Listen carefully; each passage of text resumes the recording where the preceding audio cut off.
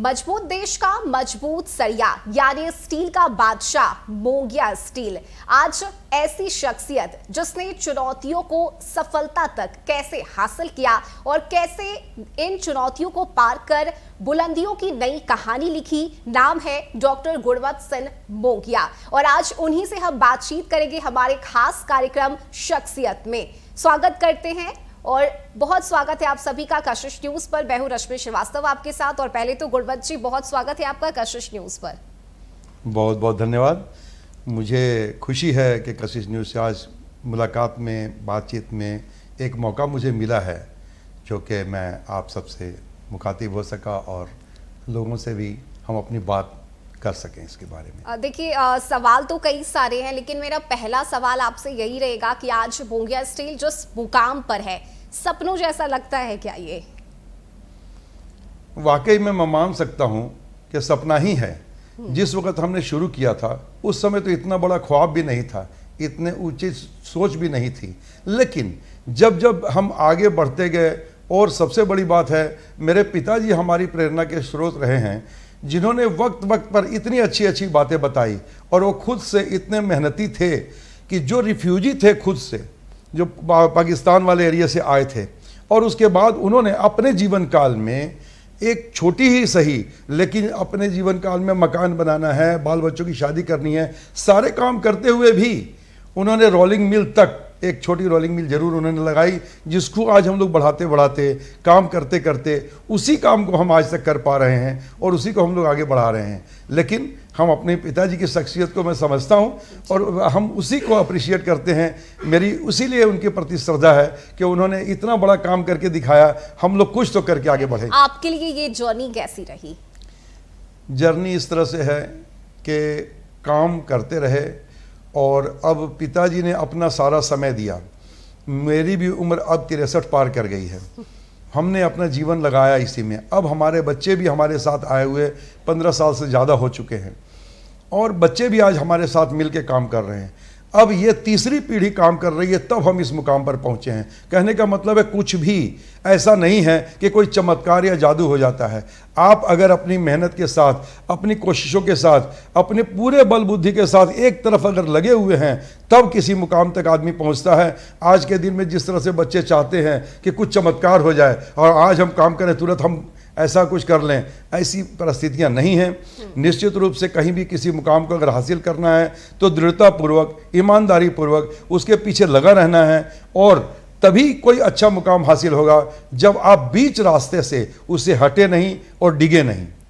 बिल्कुल। अगर मैं आपकी जर्नी की बात करूं, जितना मैंने पढ़ा है, आपको जाना है, लोहे की कील बेचने से लेकर आज इस मजबूत सरिया तक का सफर। आपसे अगर मैं आपका इंट्रोडक्शन जानना चाहूं कि डॉक्टर गुणवंत सिंह मोंगिया कौन है, क्या है, तो कैसे बताइएगा दर्शकों को? बस यही कि शुरुआत तो हमने बिल्कुल कील से की थी और उसके साथ साथ में जब रोलिंग मिल लगना शुरू हुई तो हम पिताजी के साथ मिल करके रोलिंग मिल लगा और रोलिंग मिल लगने के बाद फिर धीरे धीरे काम आगे बढ़ने के बाद एक समय परिस्थितियां, अच्छा काम जरूर हुआ लेकिन जब परिस्थितियां इसकी ख़राब हो गई तो परिवार में जैसे बंटवारा वगैरह हो जाता, सब अपने अपने काम लग जाते हैं।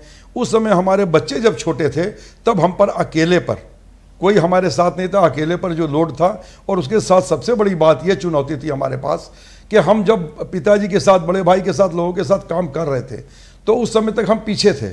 जिस समय हमने खुद से काम करना है तो सबसे बड़ी चुनौती ये हो जाती है कि अपने आप को साबित करो कि तुम्हारी काबिलियत क्या है। बिल्कुल।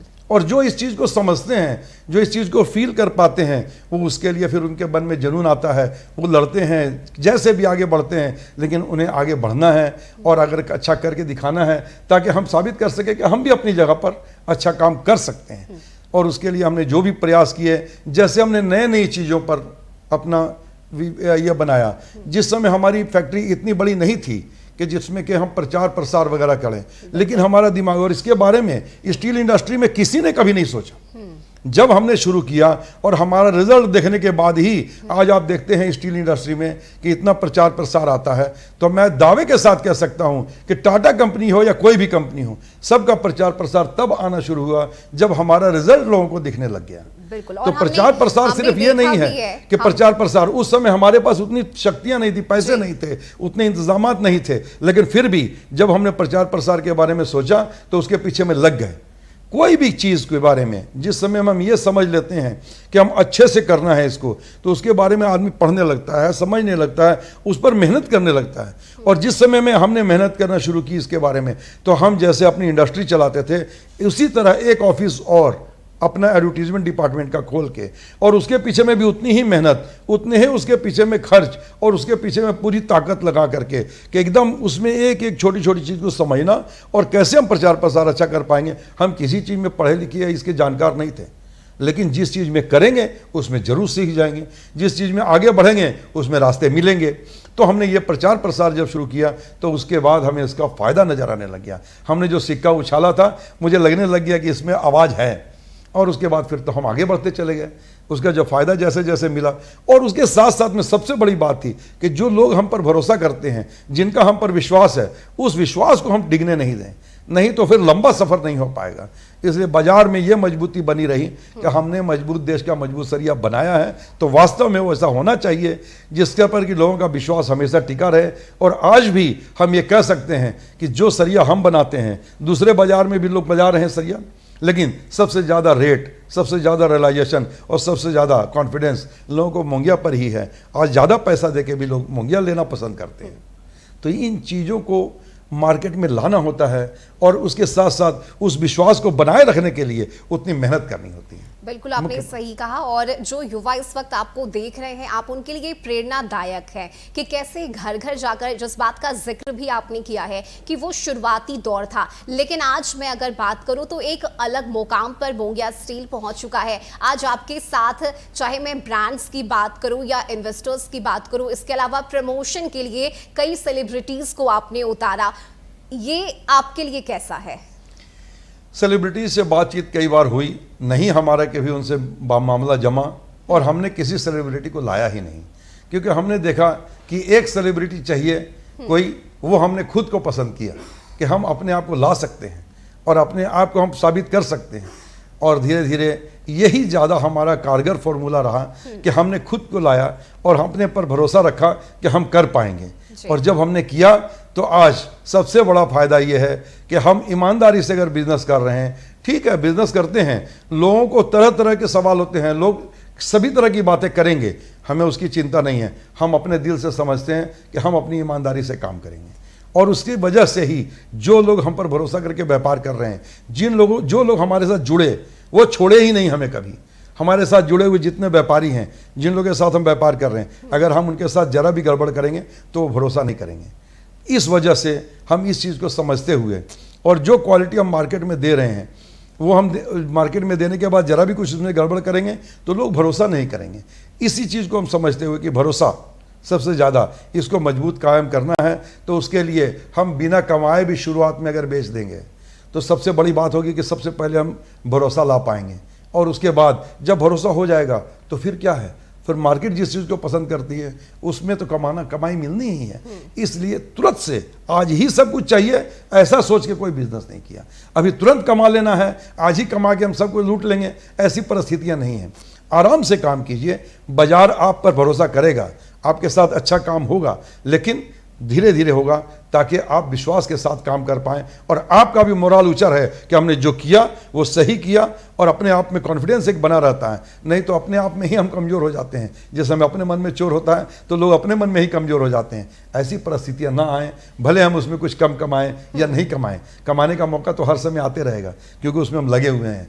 हम कंटिन्यूसली काम जिस काम को कर रहे हैं उसमें बहुत मौके हैं। सिर्फ इतना है, भरोसा रखिए कि काम जो करना है सबसे पहले ईमानदारी और अच्छे ढंग से करना है। बिल्कुल, और यही वजह है गुणवंत जी कि लोगों का भरोसा और विश्वास आपके साथ बरकरार है। और जिस बात का जिक्र आपने किया ब्रांड का, आपने अपने फेस को ही एक अलग वैल्यू और पहचान दी है। मैं अपनी बात करूं तो हमें चुनाव प्रचार के लिए या कुछ काम से झारखंड से बिहार और पश्चिम बंगाल भी जाने का मौका मिलता है, और वहां जब हम देखते हैं कि आपके फेस का वो बड़ा होर्डिंग्स लगा हुआ है और एक मजबूत सरिया की तरह आपके चेहरे की वो मुस्कान युवाओं को काफी ज्यादा मोटिवेट करती है, उन्हें प्रेरित करती है। आप इसे कैसे देखते हैं? क्योंकि मैंने देखा है कई जगहों पर मोंगिया स्टील का वो स्टिकर अगर है, वो बोर्ड अगर है, तो वहां पर आपका चेहरा जरूर रहता है। जिस सिस्टम से हम काम शुरुआत किए थे वो सिस्टम हमारा बहुत मजबूत रहा, और जिस भरोसे से हमने काम किया उसको हमने लोगों के साथ भी कायम रखा। इसी वजह से जी। हमारे पर लोगों का विश्वास है, तो हमने उस चीज़ को बनाए रखा।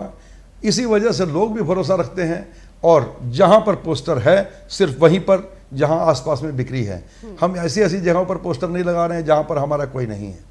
जहाँ पर पोस्टर है तो आप मान लीजिए कि आसपास में कोई न कोई दुकानदार उसको रखे हुए है जरूर, और मिल जाएगा, और लोग चाहेंगे तो आसपास में ले पाएंगे। इसलिए हम जहाँ लगा देते हैं पोस्टर, उसके साथ में एक स्लोगन हमको और लिखना चाहिए, तू जहाँ जहाँ चलेगा मेरा साया साथ होगा। जहाँ भी आप रहेंगे हम आपको वहाँ पर मिलेंगे। हम धीरे धीरे नई इंडस्ट्री लगा रहे हैं, और इसके साथ साथ में हमारी नई इंडस्ट्री की कैपेसिटी काफ़ी बड़ी है, ताकि हम और ज़्यादा इसको आगे बढ़ा सकें, ताकि बहुत लंबा सभी एरिया में हम इसको सप्लाई कर सकें।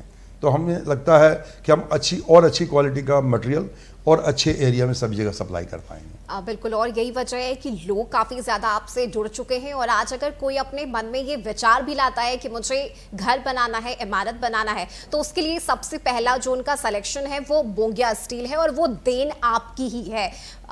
वक्त यहाँ एक ब्रेक का हो चला है हमारे खास कार्यक्रम शख्सियत में, लेकिन ब्रेक के उस पार बहुत सारी बातें हैं जो हम डॉक्टर गुणवंत से जानेंगे, समझेंगे। उनकी पर्सनल लाइफ कैसी है और कैसे वो अपने अकेलेपन में क्या क्या करना उन्हें पसंद है, ये सब कुछ बताएंगे। ब्रेक के बाद लौट रहे हैं।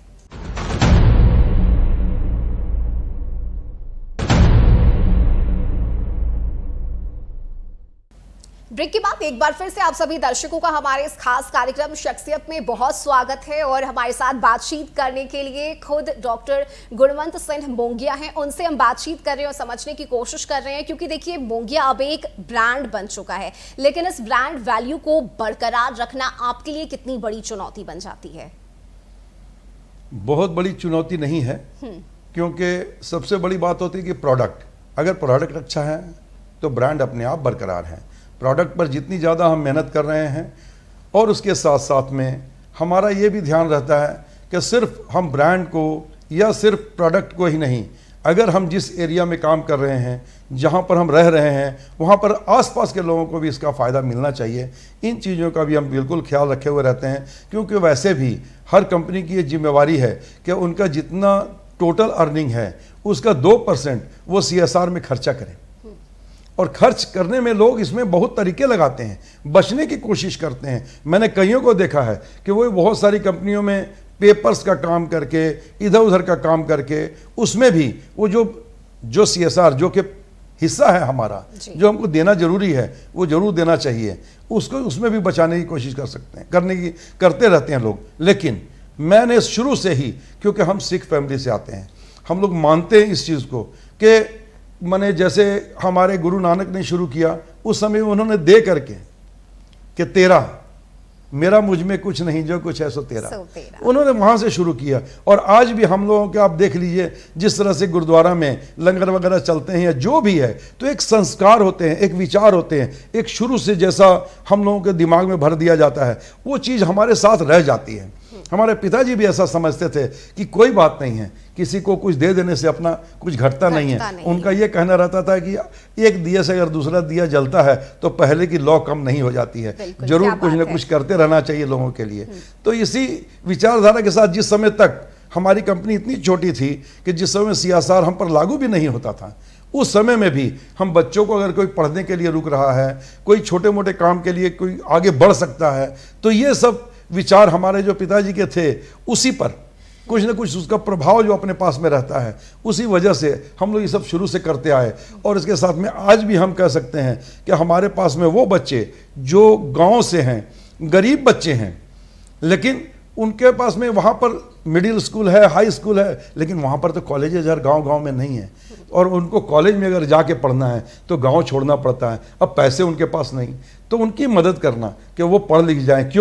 क्योंकि वही बच्चे हैं जो हमारे देश के पिलर होंगे, पढ़ने में अच्छे हैं, लेकिन उनके पास सिर्फ पैसों की वजह से उनकी पढ़ाई रुकी हुई है, क्योंकि उनके वो फंड नहीं है कि बाहर जाके रहें। अब कॉलेज में जाना है तो वहाँ रहना होगा, उनको लैपटॉप की ज़रूरत है, और बड़ी क्लासेस में या हायर स्टडीज़ में बहुत सारी चीज़ें रिक्वायरमेंट हैं जो कि बहुत ज़्यादा ज़रूरत पड़ती ही है। तो उनके बाहर में रहने से लेकर के अन्य बहुत सारे खर्चे हैं। इन चीज़ों को ध्यान में रखते हुए, या यूँ समझें उन बच्चों को पढ़ाना, आप यूँ समझें कि जैसे बिरहोर ऐसी प्रजाति है जो उस समय में वंदना डाडेल मैडम ने जिस समय शुरू करवाया था हमारे गिरिडीह में, उस समय हम पर कोई CSR लागू नहीं होता था, हमारी छोटी कंपनी थी। लेकिन फिर भी जिस तरह से काम शुरू हुआ, हमने उस समय से उनके साथ लग करके बिरहोर बच्चों को पढ़ाना है, तो खुशी की बात है। हमने उन बच्चों को जिस समय जा जाके गांव-गांव से लाना शुरू किया, बहुत तरह की प्रॉब्लम आई। इतनी प्रॉब्लम थी कि वो हमारी भाषा नहीं समझते थे, और छोटे बच्चे, कोई अपना बच्चा अपनी गोद से हमें क्यों दे देगा। लेकिन धीरे धीरे उन पर विश्वास को कायम करना, उनको लाना। हम पूछते हैं कौन सी कंपनी है, मैं पूरे झारखंड में दावा कर सकता हूं, कौन सी कंपनी जिसको इतना ये सब माथा में इतनी परेशानी लेने की जरूरत पड़ी हुई है कि हम बच्चों को लेके आएंगे, उनको पढ़ाएंगे। हम ये इन चीज़ों को लोग समझें या ना समझें, मेरा दिल समझता है, हम कर रहे हैं। ये मेरे दिल की खुशी की बात है। हमने किसी के पूछ के या किसी के राय देने पर या किसी के समझाने बुझाने पर ये काम तो नहीं किया है, हमने अपनी मर्जी से किया है, इसलिए हम अपनी खुशी से कर रहे हैं। चाहे इस बात को अब 16-17 साल हो गए, लेकिन बच्चे आते हैं, रहते हैं, पढ़ते लिखते हैं। उनके रहने खाने से लेकर के गर्मियों में गर्म कपड़े, सर्दियों में सर्दी के कपड़े, उनको कंबल से लेकर के हर छोटी बड़ी चीज़, बच्चे बीमार पड़ जाते हैं, बच्चों को कोई चीज़ की ज़रूरत पड़ती है, इन सारी चीज़ों की व्यवस्थाएँ तो मैं अपनी खुशी से ये सब कर रहा हूँ। मैंने उसके लिए कभी बहुत बड़े होर्डिंग्स लगवा रहे हैं या लोगों को बताते चल रहे हैं, ये सब बातें नहीं हैं। कहीं पर इसकी कोई मीटिंग्स या बहुत हो हल्ला हो रहा है, मुझे लगता है कि अभी भी 90% लोग ये नहीं जानते हैं कि हमारे यहाँ इस तरह से बिरहोर बच्चे 16-17 साल से रह रहे हैं, पढ़ रहे हैं। कुछ बच्चों की जो अब बताइए, वो बच्चे जिनके बिरहोर जो कि एकदम प्रिमिटिव ट्राइब्स हैं, इनके ना माँ बाप ना कुछ समझ पाते हैं, इनकी ना लाइफ है ना कुछ रहने का ठिकाना है, जंगलों में रहते हैं, ये कैसे आगे बढ़ेंगे? या क्या ये हमारी समाज का हिस्सा नहीं है? तो इन चीज़ों को समझें कि और जैसे जैसे वो लोग आगे बढ़े, कुछ बच्चे 2-4 क्लास पढ़ के कहीं काम काज में भाग गए, क्योंकि रुपया गिनना सीख गया, हिसाब किताब करना सीख गया, तो कहीं भाग गए, कामकाज करने लग गए। अच्छा, आपस में जो पहले जंगल में रहते थे वो किसी संपर्क में नहीं आते थे, लेकिन अब क्या हुआ कि वो बच्चे जो हैं वो हम लोग के बीच में घुल मिल गए, बातें करने लग गए, अपनी भाषा छोड़ के, माने उनकी जो अपनी भाषा है आदिवासियों की, वो भाषा छोड़ के हम लोग की भाषा बोलने लग गए। तो एक उनमें खुलने का, समाज में मिलने जुलने का, आगे बढ़ने का। कुछ बच्चे तो ये मैट्रिक पास के 10th पास कर गए तो वो आगे बढ़ गए। तो कहने का मतलब है कि अगर कुछ लोगों का विकास हो रहा है, कुछ बच्चे भी उसमें पढ़ जाएंगे तो धीरे धीरे विकास हो जाएगा। हम ये नहीं कहते कि सन 47 से समाज को पढ़ाने के लिए गवर्नमेंट के इतने प्रयास हैं तो 100% लिटरेसी आ गई देश में, ऐसा नहीं है।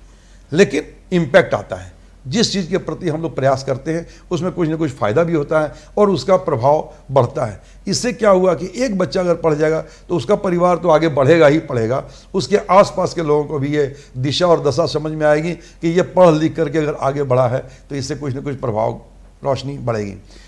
उसी प्रकार उन लोगों को राशन कार्ड अगर नहीं था या उन लोगों के रहने बैठने की कोई व्यवस्था नहीं थी, जो ही, हम ये नहीं कहते ये सब हमने दिया है, ये सब गवर्नमेंट की चीज़ है, लेकिन फिर भी गवर्नमेंट से अगर उनके बीच में ब्रिज बन के कुछ अगर दिलवा पाए, कुछ काम करवा पाए, तो ये चीज़ें जो होती हैं ये सचमुच खुशी देती हैं कि हम कुछ कर पाएँ। जितना ज़मीन वो एक्वायर करके रखा है उसमें कुछ 1-2 पेड़ लगवा दिए, उनके यहाँ उसको बकरी पालन करवा दे, कुछ भी जो जैसा कर पाए।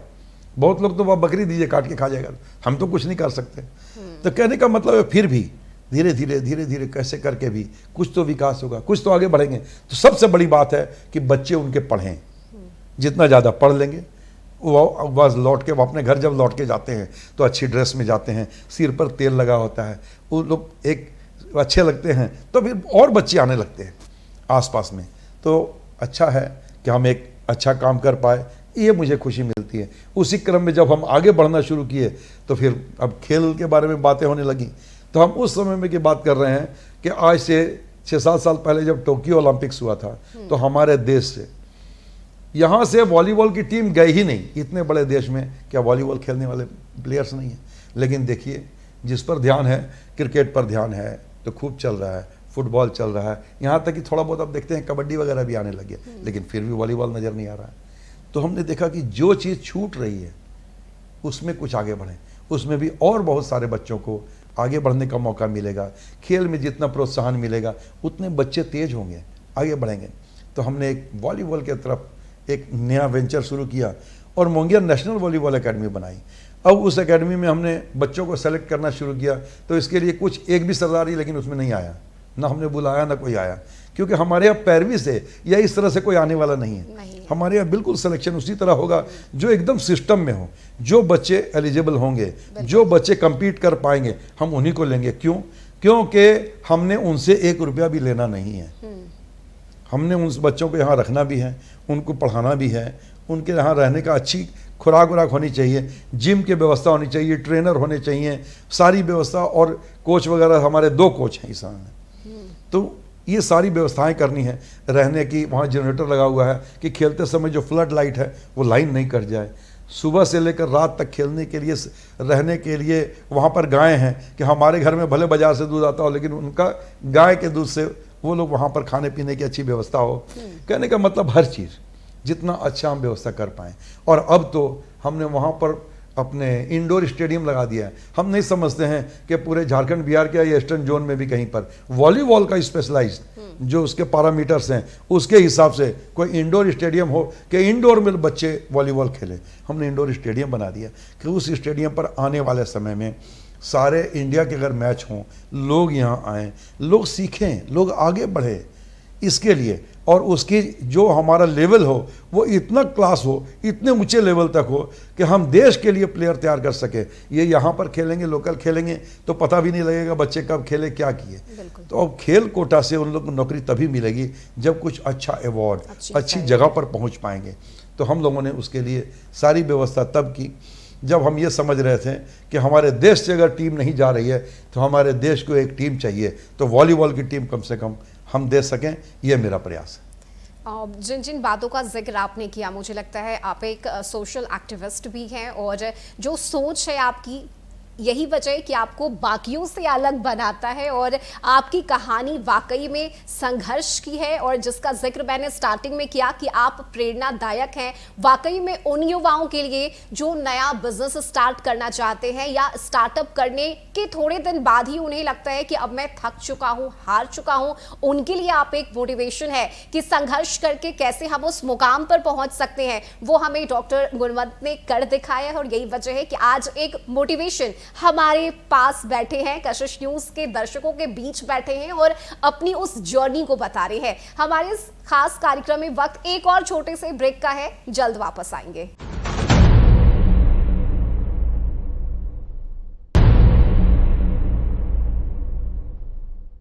ब्रेक के बाद एक बार फिर से आप सभी का बहुत स्वागत है हमारे खास कार्यक्रम शख्सियत में, और बातचीत का सिलसिला हम आगे बढ़ाएंगे। लेकिन एक मेरा छोटा सा सवाल आपसे होगा कि आज मोंगिया स्टील जिस मुकाम पर है, इसके पीछे की पॉपुलैरिटी क्या है? अगर ये आप थोड़ा सा बता सके तो।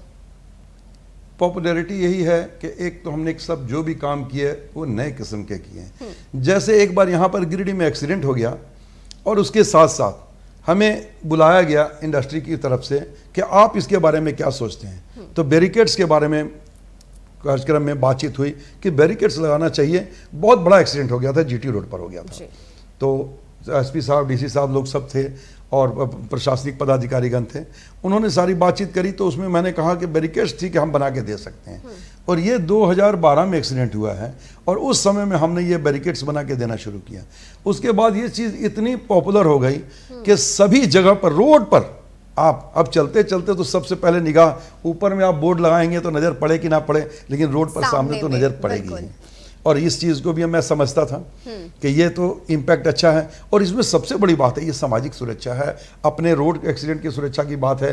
तो इसमें सुरक्षा की भावना और अपने देश के नागरिकों की सुरक्षा की भावना जब आती है तो इसमें ये बहुत ज़रूरी है कि बोर्ड लगाना कोई बहुत बड़ी बात नहीं, बोर्ड बहुत कम खर्चे में लग जाएगा, लेकिन बैरिकेड बना के देने में लोहे का बनता है, पैसे बहुत लगते हैं। लेकिन हमने कभी मना ही नहीं किया। 2012 के बाद आज तक इतने बैरिकेड्स हैं कि कितने चोरी हो गए, कितने टूट गए, कितने कहाँ फेंका गए पता नहीं, लेकिन हर जगह, हर जहाँ भी जरूरत पड़ती है बैरिकेड्स, जब भी जहाँ कहा जाता है हर समय नए नए बैरिकेड्स हम बनाते ही रहते हैं। जैसे मान लीजिए हम एक फैक्ट्री लगा लिए हैं और ये फ्री में जाने हैं बैरिकेड्स, इस प्रकार से हम बैरिकेड्स सब जगह दे रहे हैं। और इसके साथ साथ में एक सामाजिक सुरक्षा की बात है, पर्यावरण पर भी।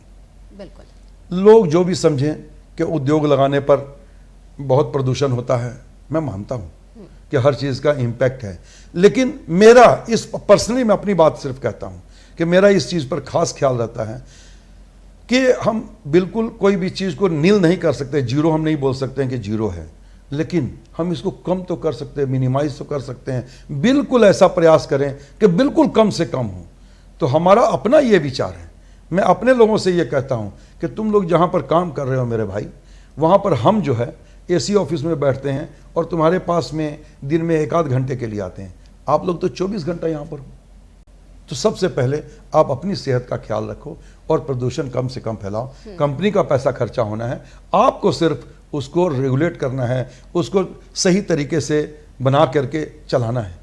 और इसका मुझे ये रिजल्ट मिला है कि हमारे आसपास के जितने लोग हैं वो लोग इस बात की खुद से तारीफ करते हैं कि और किसी कंपनी का जो भी परिस्थिति रहा हो, लेकिन आपके यहाँ हमने कभी भी प्रदूषण निकलते हुए या प्रदूषण इस तरह से फैलते हुए नहीं देखा है। हम फिर से ये बताते हैं कि गलतियां निकालने वाले एक आध लोग जो हैं वो कुछ भी बताएं, गलतियां हर एक आदमी में खोजी जा सकती हैं, लेकिन जो मैं प्रयास कर रहा हूं, अगर उसको जो लोग समझ पा रहे हैं, जो लोग देख पा रहे हैं, उसमें ज़्यादा से ज़्यादा लोग हमें इस बात के लिए अप्रिशिएट करते हैं कि हमने बिल्कुल प्रदूषण के प्रति ध्यान रखा और शुरू से रखा। और ये सिर्फ प्रदूषण फैलाने की बात नहीं है, प्रदूषण कम करने की भी बात नहीं है। हमने अपने जोर से जितने नॉर्म्स हो सकते हैं ज़रूर पालन करें और अच्छे वातावरण में हम खुद भी रहें और हमारे लोग भी रहें, ये तो है ही। इसके साथ साथ सबसे बड़ी बात कि हमने मोंगिया ग्रीन फाउंडेशन एक अलग से फाउंडेशन बनाया कि हर समय जहाँ से जहाँ ज़्यादा से ज़्यादा जहाँ भी हो सके हम लोग पेड़ लगाएं, वृक्षारोपण करें। और इसके लिए हम हर शुरू से इस चीज़ के पीछे भी लगे रहे। और आज जिस भी जगह पर हमें मौका मिलता है, आप शहरों में भी देख सकते हैं, जगह जगह पर देख सकते हैं, कई जगह हमें ये भी परेशानियां आई कि हमने लगा दिया है और प्रशासनिक लोगों को भी ये देख के लगता है कि यहाँ पर इसका प्रचार हो रहा है, क्यों ये कर रहे हैं। तो उसमें कई जगह अड़चने भी आती हैं, परेशानियां भी आती हैं। फिर भी हम लोगों ने कई जगह पर, आप कई रेलवे स्टेशन पर, कई रोड पर, जगह जगह पर देखेंगे, और अन्य जहाँ पर खाली जगह है या मेरी अपनी जितनी जगह हैं उन पर हमने जितने पेड़ लगाए हैं, हम समझते हैं कि और लोगों को भी ये समझना चाहिए, सभी उद्योगों को ये समझना चाहिए कि जहाँ एक और हमारी वजह से प्रदूषण फैलता है तो कम से कम हम पेड़ लगाएं। हम प्रदूषण को नियंत्रित करने के लिए जितने प्रयास कर सकते हैं करें, ताकि देखिए, एक हम जिस देश में रहते हैं, दूसरे देश के लोग आके कहते हैं कि ये देश कैसा है, हम दूसरे देशों की जाके तारीफ करते हैं कि वो बहुत अच्छे हैं, क्यों हम अपने देश को अच्छा नहीं कर सकते? हमारा देश क्यों नहीं अच्छा हो? तो ये प्रयास करना हर एक लोगों का, हर एक नागरिक का ये फ़र्ज है। अपना हमारा ये कर्तव्य है कि हम कितने अच्छे से अपने देश को, अपने आसपास के इलाके को, अपने घर के, अब आगे एक बात बताता हूँ कि अपने घर का जितना कूड़ा है हम सामने नाली में गिरा दें और उसके बाद बोले ये नाली से बहुत बदबू आती है, तो इसका मतलब क्या हुआ? क्या ये गलती वो अभी हम बोले कि नगर पालिका वालों की है, उनको ये सफाई करनी चाहिए? ठीक है, वो सफाई करेंगे, लेकिन आप एक ही जगह जहां पर ज्यादा कूड़ा गिरा रहे हैं वहां पर वो कितना भी अच्छा सफाई करना चाहेंगे तो वो साफ नहीं होगा। आप पहले समझिए ना कि आपको अपने बारे में कैसा रखना है, आपको अपने आसपास का माहौल कैसा रखना है। हम अगर थोड़ा थोड़ा भी इस चीज़ का ख्याल रखेंगे तो हमें लगता है कि जो हम लोग विदेशों में जाके देखते हैं कि बहुत खूबसूरत है, बहुत अच्छे हैं, हम उससे ज़्यादा और उससे ज़्यादा मजबूत खूबसूरती के साथ अपने देश को मजबूत बना पाएंगे। बिल्कुल, यानी सारी जहां से अच्छा हिंदुस्ता हमारा, ये जो सपना है मुझे लगता है वो आप साकार कर रहे हैं। और चाहे कितने भी रास्ते में कांटे आए, बैरिकेड आए, उसे पार कर आपने एक नई पहचान आपने बनाई है। और एक तरफ सरकार तो अपना काम कर ही रही है, लेकिन दूसरी तरफ मैं आपकी बात करूं तो चाहे वो सोशल एक्टिविस्ट के तौर पर काम करना हो या फिर पर्यावरण के क्षेत्र में काम करना हो, सुरक्षा दृष्टिकोण से आपने वो काम कर दिखाए हैं। और यही वजह है कि लोग आपको एक अलग नजरिए से देखते हैं। आपकी अगर मैं बात करूं मोंगिया स्टील की, अगले 5 साल में जिस बात की चर्चा आप लगातार कर रहे हैं, अगले 5 साल में आपका क्या सपना है? किस मुकाम तक आगे पहुंचे मोंगिया स्टील? सबसे पहले जो आपने बताया कि उसी बारे में मैं कह रहा हूँ, सरकार अपनी ओर से निश्चित रूप से प्रयास कर रही है, काफ़ी उपलब्धियां आई हैं, लेकिन एक नागरिक होने के नाते हमारा भी प्रयास रहता है हम लोग इस चीज़ को समझें कि अपने देश की तरक्की में जितना ज़्यादा हम मजबूत योगदान देंगे उतना ही हमारी आने वाली पीढ़ी, हम ही लोगों के बाल बच्चे उस स्थान पर पहुंच पाएंगे और उनका फ़ायदा उनको मिलेगा। उसी प्रकार उद्योग में भी जितना ज़्यादा हम उद्योग बढ़ाते हैं उतना ज़्यादा रेवेन्यू जनरेट होता है। आज जितने भी दुनिया में जड़े बड़े बड़े देश हैं वो तरक्की किए हैं, सिर्फ उनकी तरक्की का सबसे बड़ा मतलब पैमाना यही है कि उनके यहाँ उद्योग ज़्यादा हैं, वो ज़्यादा से ज़्यादा अर्न कर सकते हैं, कमा सकते हैं, उनके देश में पैसा है। तो ये काम भी जो है, उद्योग का जो काम करना, ये भी एक ज़रूरी और अपने देश को आगे बढ़ाने का कदम है। हम लोग अपने देश को आगे बढ़ाने का प्रयास करते हैं और इसके साथ साथ जितनी हम ईमानदारी के साथ और मेहनत के साथ काम करेंगे, जितनी अच्छी से अच्छी क्वालिटी देंगे, क्योंकि प्रतिस्पर्धा बढ़नी है। जैसे जैसे आगे बढ़ रहे हैं उसी तरह कंपटीशन बढ़ रहा है और हमें अच्छी से अच्छी क्वालिटी पर जाना है। तो हम जब नई इंडस्ट्री जो लगा रहे हैं उसमें और अच्छी क्वालिटी बना पाएँ और अच्छे हम सर्व कर पाएँ अपने देश के नागरिकों को। और ये जो हमारी इंडस्ट्री है, थोड़े हम डिले हो गए हैं, कुछ कई तरह के लाइसेंस परमिट ये सब होते हैं जिसके वजह से हम नया इंडस्ट्री अभी लगाने में थोड़े डिले हो गए। लेकिन हमारा जो सारी व्यवस्था हमने जो कर रखी है, ये उद्योग हमारे बड़ी रफ्तार से और बहुत आगे बढ़ने के लिए तैयार है। बस अगले कदम में आप हमें साल 2 साल में आप देखेंगे कि जितनी बड़ा हमारा अभी ये चल रहा है उद्योग, ये दुगने से ज़्यादा बड़ा जरूर होगा। बिल्कुल, और आपका ये सपना भी साकार होगा। और मुझे लगता है कि बहुत सारी हमने बातें की है आपसे, लेकिन अब थोड़ा सा पर्सनल टच भी हमारा रहेगा और हम आपसे उस पर भी बातचीत करेंगे। फिलहाल यहाँ वक्त एक और छोटे से ब्रेक का है, जल्द वापस आएंगे।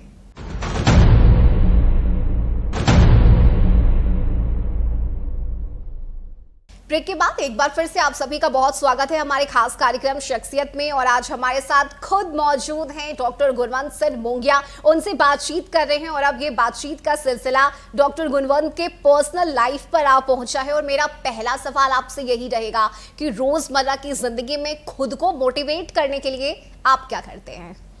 सबसे पहले मैं ये कहता हूँ कि अपने विचारों में, अपने आप में खुश रहने का प्रयास करना है। देखिए, ये सिर्फ अपना विचार है इंसान का कि हम खुश हैं या दुखी हैं। जैसे मैं एक एग्जांपल छोटा सा दूंगा कि मैं किसी के पास में गया और उसने मुझे अपने यहाँ भोजन पर बुलाया, और समय के अनुसार जब मैं वहाँ पर पहुँचा तो उनके यहाँ कोई परेशानी होगी उनके घर के अंदर की मुझे पता नहीं था। उनके यहाँ भोजन तैयार नहीं हो पाया और डिले होते होते ज़्यादा समय लग गया। अब मैं परेशान हो रहा हूँ कि बुलाया गया है और खिला नहीं रहे, ठीक है, क्योंकि खाना मुझे समय पर नहीं मिला, इसके लिए मैं नाराज हो रहा हूँ। आप एक बात समझिए, मैं तो सुबह नाश्ता करके गया था उनके यहाँ, बिल्कुल ऐसा नहीं। लेकिन जो आदमी व्रत रखता है वो सुबह से बिल्कुल बिना कुछ खाए और शाम तक व्रत रखता है, या जिनका जैसा लंबा व्रत रहता है वो रखते हैं। लेकिन मैं एक टाइम खाना नहीं मिलने से दुखी हो रहा हूँ, और जो व्रत रखे हुए ना उनसे पूछिए क्या वो दुखी हैं? नहीं है। तो क्यों नहीं दुखी हैं? क्योंकि ये सिर्फ विचार है, ये उनके मन में है। वो खुशी से व्रत रखे हैं कि आज हम व्रत में हैं और हम अपने लिए अच्छा कर रहे हैं, हम भगवान को याद कर रहे हैं और हम व्रत में हैं। तो रिजल्ट क्या है? हम भी भूखे थे और वो भी भूखा है, लेकिन हम दुखी हैं, वो खुश है। तो अब अपने आप को ये समझना है कि परेशानियां हमारे बिजनेस में, हमारे कामकाज में, हमारे साथ भी शारीरिक परेशानी से लेकर के अन्य बहुत सारी परेशानियां आती ही होंगी। लेकिन उसके वजह से यदि हम बहुत दुखी होते हैं कि अब ये चीज़ है, उसके पास ऐसा हमारे पास नहीं है, या वो उसके शरीर में अब ये परेशानी नहीं कभी आई, देखो हमको ऐसा क्यों हो गया, हमारे दांत में इतना दर्द क्यों हो रहा है, या जो भी कहने का मतलब है, परेशानियां अपने शरीर में, अपने बिजनेस में, अपने कई जगह पर, जो हर जगह तो हम सक्सेस नहीं है कि हम जो सोच रहे हैं वही जीत के आएंगे, कई जगह नहीं भी हो पाता है। तो उससे सिर्फ एक चीज़ का ख्याल रखिए कि हम अपने आप को खुश कैसे रख सकते हैं। यदि हम खुश रख सकते हैं तो कोई बीमारी नहीं होगी आपके। आज तक हमको अगर बीपी या शुगर नहीं है तो आप ये समझ लीजिए जिसे सिर्फ खुश रखने का परिणाम है। और खुश रहने से आपके तरंगे जो उठती हैं, आपके जो विचार अच्छे बनते हैं, किसी के बारे में बुरा सोच के कोई हमारे साथ थोड़ा गलत भी कर दिया तो उसके बारे में यदि हम बुरा सोचते रहते हैं तो हमारे दिमाग में भी उस तरह की तरंगे उठती हैं, उस तरह के विचार उठते हैं, और उसका नुकसान हमारे ही शरीर को पहले होता है। जितना ज़्यादा हम अपने आप को खुश रख पाते हैं, और हमारा क्या है, हम कुछ लेके तो नहीं आए थे, कुछ लेके ऊपर भी नहीं जाएंगे, लेकिन अगर हम खुश रह पाते हैं कि हमने जो प्रयास किया उसमें कई जगह हमने सफलताएं मिली हैं, तो हमें उसके लिए खुश रखना है अपने आप को। और जितना हम खुश रहते हैं, हमसे मिलने जुलने वाले भी खुश रखते हैं, एक खुशी का माहौल बनता है, और ये सभी के लिए अच्छा है। इसलिए प्रयास करें कि हम कैसे खुश रखें अपने आप को, जिसके लिए हम कभी अब विसिल बजाते हुए, सीटी बजाते हुए मिलेंगे, कभी हम फुर्सत में रहेंगे तो बांसुरी भी बजाएंगे, जैसे भी रहेंगे हम ऐसी बातें करेंगे, हम डांस भी करेंगे, क्योंकि हम खुश हैं। और धीरे धीरे एक जैसा विचार होता है, धीरे धीरे वो उस आदत में शामिल हो जाता है, या वैसा ही दिमाग चलने लगता है जैसा हम सोचते हैं। वैसा ही अपना शरीर हो जाता है जैसा हम सोचते हैं। जैसे क्रूर आदमी का चेहरा ही क्रूर दिखता है और एक अच्छे खुशमिजाज आदमी का चेहरा ही लगता है एकदम प्यारे बच्चा जैसा। बिल्कुल। तो ये सब जो हम देखते हैं ना, ये इसी वजह से है कि हम कैसा सोचते हैं, कैसा रहते हैं। अगर खुश रहिएगा तो आप हर मुकाम को जीत पाइएगा, आगे बढ़ेंगे और कभी भी। बिल्कुल आपने सही कहा, यानी हमारे जो विचार हैं वो हमारे व्यक्तित्व में झलकते हैं और उसका जीता जागता उदाहरण आज हमारे बीच बैठे हुए हैं। आपसे मेरा एक सवाल ये भी होगा कि अगर डॉक्टर गुणवंत के लिए मोंगिया स्टील नहीं होता तो क्या होते? तब हम आर्मी में होते। आर्मी में? जी। ओके। क्योंकि इनिशियली हमारा जो प्रयास था उस समय में, हम एनसीसी में जब ज्वाइन किए थे उस समय से आगे बढ़ते हुए हम काफ़ी आगे बढ़े। जैसे कि राइफल शूटिंग में हम फर्स्ट आए, लाइक इस तरह की बहुत सारी बातें हैं। तो बहुत सारे उस समय हमने मुकाम हासिल किए थे और बहुत सारी चीज़ें, इसी वजह से थोड़ा सा एडवेंचर पर भी हमारा ये रहता है कि हमें डर नहीं लगता बहुत ज़्यादा, क्योंकि हमने बहुत सारी ट्रेनिंग, यहाँ तक कि आर्मी अटैचमेंट कोर्स भी हमने किया हुआ उस समय में। तो बहुत बड़ी बात नहीं हो सकता। देखा है हमने आपका टाइगर के साथ वो फोटो देखा है जो सोशल मीडिया पर काफी वायरल हो रहा है। नहीं, टाइगर के साथ तो आपने अभी देखा है। हाँ। लेकिन हमारे पास में 2007-8 के भी फोटो हैं जिसमें टाइगर के साथ हों या एलिफेंट के साथ हों या कैसे भी हों। ये कुछ समय पहले हमारे पास में जो बिच्छू बहुत सारे अपने बॉडी पर लगा करके हाँ। या कई सांप के साथ में, अभी कुछ दिन पहले पाइथन, माने वो करीब करीब 20 केजी का सांप था जो हमारे गर्दन पे, और उसमें हमको मुस्कुरा के भी दिखाना है। हाँ। गर्दन पर सांप है और मुस्कुराना भी है, ये दिखाना है, क्योंकि फोटो खिंचवा रहे थे। हाँ। तो कहने का मतलब है कि उसमें भी हमने आराम से उसको डील किया, क्योंकि कोई घबराने की बात नहीं है। जिस तरह से कई तरह के एडवेंचरस गेम होते हैं ना, कि जैसे एकदम ऊपर चढ़ते जाइए और बहुत ऊपर से नीचे कूदना है, तो उसमें क्या है कि लोगों को देख के ही सिर्फ डर लगने लगता है कि ये संभव ही नहीं है। हमसे पहले कुछ लोग चढ़े और सीधा वापस उसी सीढ़ी से उतर गए जिससे वो चढ़े थे, और हम वहां पर चढ़ के आराम के सामने कूद गए। तो फिर उनको हमने बुला के बताया कि ये सब जितनी चीज़ें बताई हैं, इनमें कभी सुना है तुमने कि कोई एक्सीडेंट हुआ है? बोले हाँ अंकल, अभी कुछ दिन पहले ऐसा हुआ है, और आप नहीं डरते हैं, हम लोग को डर लगता है भाई। हाँ। अब आप तो अपना जिंदगी जी लिए। हमने कहा वो सब बातें नहीं हैं। हाँ। ये सब सारे जितने बने हुए हैं, ये सब सारे तरीके के, मैंने वैज्ञानिक तरीके से समझ बूझ करके साइंटिफिक तरीके से डिजाइन किया हुआ है। इसमें एक्सीडेंट होने का चांस बहुत रेयर है, नहीं के बराबर है। डरने की बात नहीं, और अगर ऐसा कुछ होना होगा तो हो ही जाएगा, क्या कर लेंगे, लेकिन हर चीज का आनंद लीजिए। ये कहना मुझे लगता है कि गलत नहीं होगा कि जो आपका टैगलाइन है मजबूत सरिया, उसे आप जस्टिफाई करते हो, और ये आपके काम में भी झलकता है, आपके व्यक्तित्व में, आपके विचार में भी झलकता है। अब एक रैपिड फायर हम आपके साथ खेलना चाहेंगे और एक शब्द में आपको भी उसका जवाब देना होगा, क्योंकि हमने कई वीडियोस आपके सोशल मीडिया पर देखे हैं। उड़े जब जब जुल्फे तेरी, किसके लिए थिरक रहे हैं आप? देखिए, निश्चित रूप से मैं मानता हूं कि ये पत्नी के लिए ही है। अच्छा। और दूसरे को तो हम किसी को क्या पहचानेंगे, लेकिन आप मान लीजिए कि जीवन में जो उसका साथ रहा है, हाँ। इसको मैं मानता हूं और मैं कृतज्ञ हूं कि एक पत्नी होने के नाते उसने जितना किया, आम तौर पर मैं समझता हूँ, क्या मैं मान सकता हूँ कि बहुत रेयर है ऐसा चांस होगा जो किसी को इतनी मजबूती के साथ साथ मिला हो, और हमारी तरक्की का सबसे बड़ा मतलब समझ लीजिए कि सपोर्ट वहीं से मिला है मुझे। आपकी मैं बात करूँ तो अभी इंटरव्यू में भी बीच बीच में आप सॉन्ग्स के कई लाइन भी गा रहे थे। गाने में सुनना पसंद है आपको? सुनते हैं बहुत ज्यादा? नहीं, गाना बहुत पसंद नहीं, बचपन में जो सुने हुए गाने वही याद हैं। हमने कोई आजकल के गाने अच्छे होते हैं, लेकिन कभी हमने उस पर मतलब अब समझ में उतने पकड़ में भी नहीं आते। लेकिन पुराने जमाने के गाने जिस समय सुनते थे तो उस समय कुछ और था नहीं सिवाय गाने सुनने के। एक्टर या एक्ट्रेस की मैं बात करूं तो आपका फेवरेट कौन है? हमारे यहाँ फेवरेट कौन है? सनी देओल समझ लीजिए। सनी देओल, ओके। और एक्ट्रेस में? एक्ट्रेस में कैटरीना। कैटरीना कैफ आपको पसंद है? ओनली कैटरीना कैफ पसंद है। और खेल की मैं बात करूं तो किस चीज में आपकी दिलचस्पी है? शुरू से मैं फुटबॉल खेलता था और उसके बाद कुछ दिन बैडमिंटन भी खेला हूँ, अच्छा खेला हूँ जब भी रहा हूँ। और इसके साथ साथ में अभी वॉलीबॉल के बारे में कुछ नहीं जानता था, लेकिन मुझे ऐसा लगा कि होना चाहिए, इस वजह से अभी इसमें मैं ध्यान दे रहा हूँ, जबकि मुझे या मेरे बच्चे भी इतने बड़े हो चुके हैं कि वो अब नहीं खेलेंगे वॉलीबॉल। बिल्कुल। और इसके साथ ही चूंकि देखिए कई सवाल हमारे जहन में भी है, मूवीज देखना पसंद है आपको, खाने में क्या पसंद है, अगर ये भी आप बता सके दर्शकों को तो?